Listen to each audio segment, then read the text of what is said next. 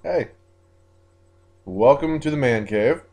Yeah, that's what I'm going to start calling it from now on because I'm in my cozy chair. Sweet. I got my family portrait in the background there. I'm not going to let you see it though because I was like 11 and just we're not going to go there. My dogs are over there grooming each other. It's pretty awesome. Just relaxing. Um, Thinking about some stuff. Just wanted to get off my chest. Wanted to share with the rest of you guys. Let's kick it off. Wrestling. It's been it's been better this week, but I mean, comparing it to last week is like comparing it to sour milk. Like anybody would drink milk as long as it wasn't sour. It really doesn't depend on who makes the milk. So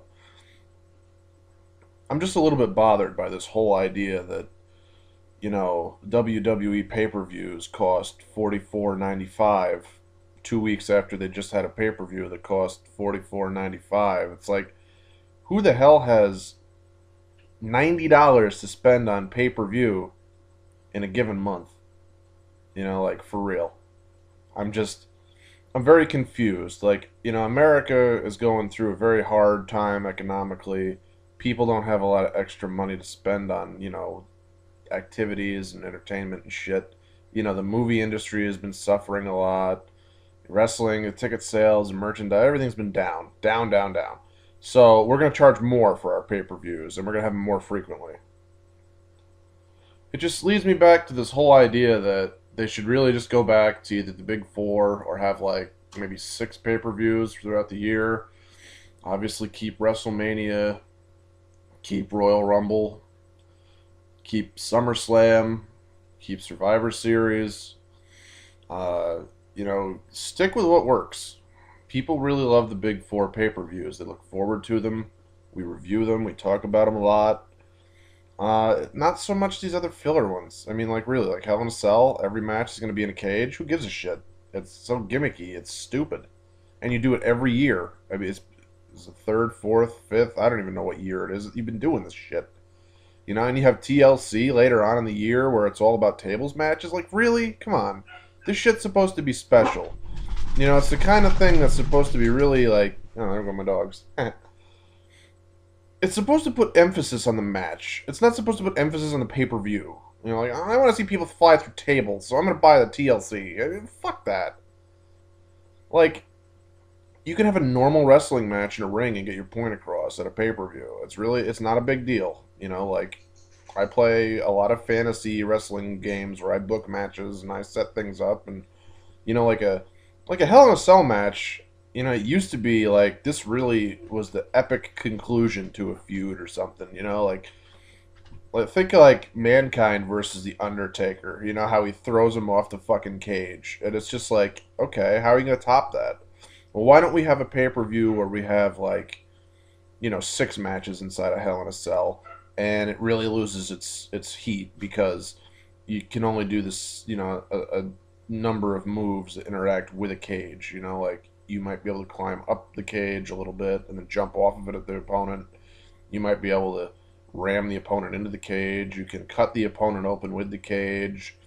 The fact that they can't escape you because of the cage. You can use weapons inside the cage. But overall, what the fuck does that do for you? It just locks you in there with somebody. So maybe this is good for Mark Henry in the Randy Orton match, and maybe this is okay for the triple threat for the title match. But does every other match on this card have to be a Hell in a Cell? Like, is Sin Cara versus Sin Cara really going to be in a Hell in a Cell?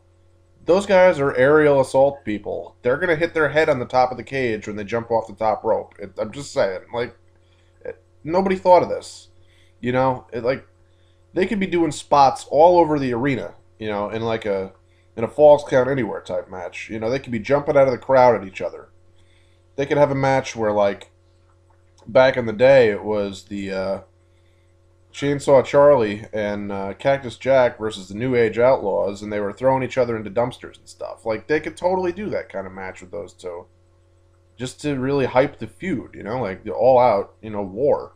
Or have a street fight or something. It doesn't, not everything has to be inside of a fucking cage. Especially at a pay per view. And it's the same way with the TLC. It's like garbage, you know? Like, how much shit do we have to watch before we finally just say enough is enough?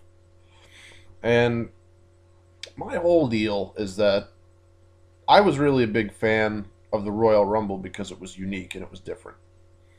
If they had a Royal Rumble every pay per view, it'd be really shitty. You know, if every match was the Royal Rumble in a Battle Royal, it'd be dumb. You know, like, Battle Royals are okay, and I was glad to see one in the last Raw, but I don't want to see another one like, another week from now. They're supposed to be special. And they really lose their emphasis and their impact whenever you take an entire show and book it around that idea. It makes it very stale. It loses its flavor. So all I'm trying to say is that it's not doing them any favors.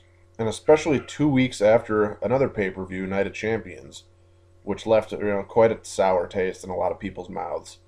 Like, then we're gonna have this Hell in a Cell, which feels like a filler. And I mean, for Mark Henry and for Randy Orton, yeah, I can see that where it would be a Hell in a Cell, because this has really become like a brutal feud. Like, Mark Henry has always gotten the upper hand on this guy and beat the crap out of him the last couple of weeks, and he took the championship from him. Like, that is a culminating feud that needs some emphasis. But like Sheamus versus Christian, are we really at the point where we need to lock each other in a Hell in a Cell for this? No. Like, just settle it like men in the middle of the ring in a regular ass match. If it's really that bad, you know, after this and somebody cheats to win or whatever, or you want to prolong a feud, make it a no DQ match later on down the road. But what the fuck? Like, everything has to be Hell in a Cell based? It's annoying.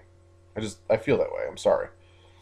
And they have way too many pay-per-view. This is like the 13th or 14th pay-per-view of the year, like, what do they have? All this No Way Out, Never Surrender, stupid name this, stupid name that. And then they have Vengeance, and that's 3 weeks after this pay-per-view. And it's like, dude, can you at least put a full month or maybe 2 months in between your shit so that you have time to explain your storyline and actually build a feud properly, so that when it gets time to the pay-per-view, you actually want to see the match because it's had time to really sink in. Like, oh, these two don't like each other. Great. They're fighting for a specific cause or whatever, like, I remember back in the day, and I keep going back to the examples of, like, the old WrestleManias and the old Royal Rumbles and all this stuff. But I mean, it's the best example you can come up with. Like, you remember when Macho Man, like, totally hit Ricky the Dragon Steamboat's throat across the guardrail, and he was out for a really long time? And then he came back at WrestleMania 3 in front of 93,000 people and won the Intercontinental title off of the Macho Man? Like, do you remember that? Because I do. And that was a great feud. And it went on for a very long time. And then they sold the injury really well. And then you had a great match at WrestleMania. And after that, the feud was done. But you didn't need a cage match for it. It was just at WrestleMania. It didn't need anything special. Just those two getting in the ring with each other. Hooray. And it was one of the greatest matches of all time. Hooray. And you didn't need Hell in a Cell to do it, or accomplish that.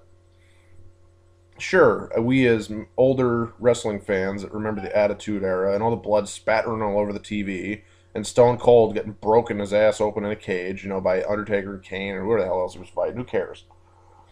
Yeah, that was pretty, gruesome back then. And a lot of us are still kind of thirsty for that, but, it's... Every match doesn't need to have that happen. And even in a PG era where you've got everything in a cage, are they really going to bust each other open in every match? I don't think so. It's not...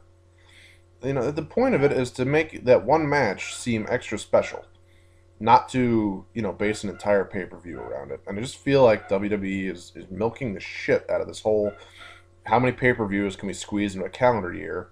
And also, how much lack of creativity can we have when we book a show? I mean, what do we got? Like 5 matches for this pay-per-view so far? It's ridiculous. So those are my thoughts. Hopefully you agree with me. If you don't, well, you don't. I don't care. If you want to have a discussion, there's a comment section down here somewhere. There. Yeah, that's my nipple. Woohoo! Anyway, leave me comments, and we'll talk. Later.